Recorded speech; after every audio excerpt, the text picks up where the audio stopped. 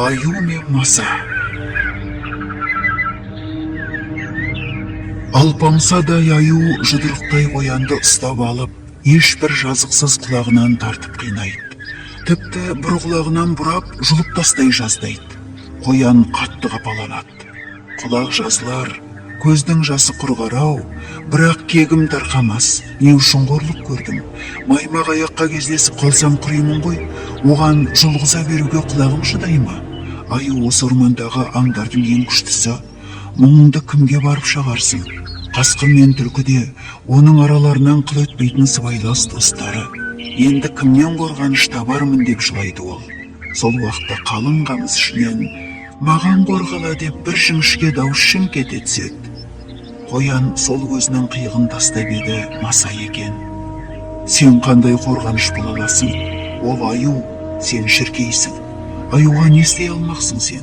Сенде қаншалықты күш бар байқұс-ау, дейді Қоян. Мен оған ұйқы бермеуге жараймын, дейді Маса.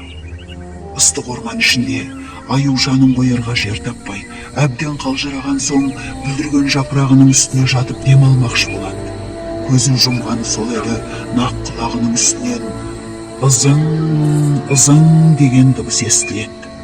Аю Масаның дауыс екенін тани кетеді. Масаның мұрнына келіп қонатын мезетін күтіп әзірленіп жатады.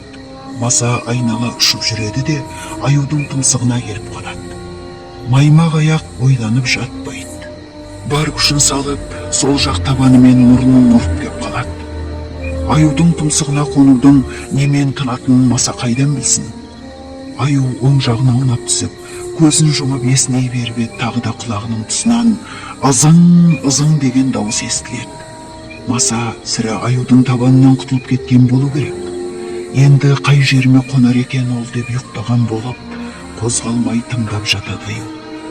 Маймақ аюдың маңында ызыңдап жүріп, Маса бір мезетте тым-тырыс бола қалады. Ұшып кетті ғой деймін, қарғыс атқан деп күрсінеді аю. Маса бұл кезде құлағының түбіне ептеп қана кіреді де шым еткізіп шағып алады. Аю орнынан секіріп тұрады. Шырқ айналып, оң табанымен құлағын салып кеп қалғанда, өзінің оты жарқ ете түседі. Маса енді аюды шағуды мүлде жадынан шығарар. Қисық аяқ құлағын бір сипап қойып, жайланыңқырап жатады. Енді ұйықтауға болады. Көзін жұма бергені сол-ақ еді, бас жағынан тағы да баяғы ызың естіледі. Бұл не деген беймаза еді? Неткен жаны берік шіркей? Аю жерге бір түкіретте, Маса маза бермеген жерден кетіп қалады. Маймақ аю бүкіл орманды кезіп, бұта-бұтаның арасынан жүріп келеді. Ұйқысы келгендіктен аузын арандай ашып есінейді. Ал Маса соңынан қалар емес. Ызың. Аю жүгіре әлі құрып, бір бұтаның түбіне келіп құлайды. Демалып жатып, тыңдайды. Маса қайда? Орман іші жым-жырт, көзге түртсе көрінбес қараңғы. Төңіректегі күллі аңдар мен құстар баяғыда шарт ұйқыға кірген. Жалғыз аю ғана ұйықтай алмай әбігерленіп жүреді.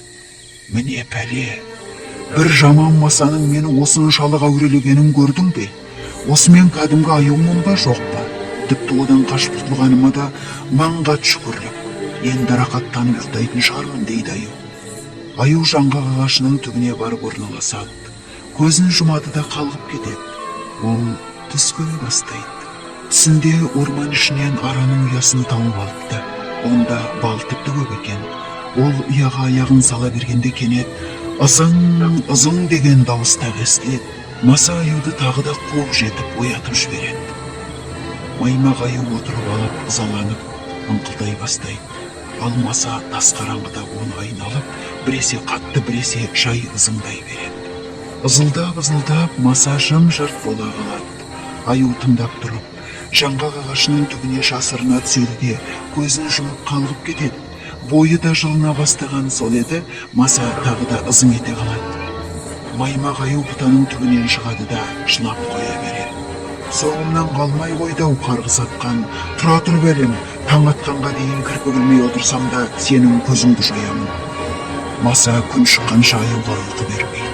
Әбден қалжыратып, есін кетіреді. Таң атқанша аю көз шырымын алмайды, өзін өзі соққылап, бар денесін көгертеді, бірақ Масаны жеңе алмайды. Күн шығады, Ормандағы аңдар мен құстар әбден ұйқысығанып оянады. Ән шырқап шаттансады. Жаңа күнді тек аю ғана көңілсіз қарсы алады. Орман ішінде оған қоян кездеседі. Үсті басы ұйқы-тұйқы, жүні ұйпалақ болған аю аяғын зорға басып сенделіп келеді. Көзін аша алмайды, құлағынан масаның ызыңы кетпейді. Маймақ аюды тәлкектеп, қоян әбден мәз болады. Ай маса, жарайсың маса деп көзінен жас аққанша күледі. Кімді айтса сол келер дегендей манағы таныс маса тап бола кетеді. Аюды көрдің бе? Көрдім. Қоян күлкіден ішім басып тұр. Сен қалай жеңдің оны? Біз жалғыз емеспіз ғой дейді маса. Біз сендердей жалғыз жүрмейміз, және қорқақ емеспіз. Қоян бір бұтаның түбінде жалғыз шоқиып отырып қалады. Ал маса аюдың артынан ызыңдап ұша жөнеледі.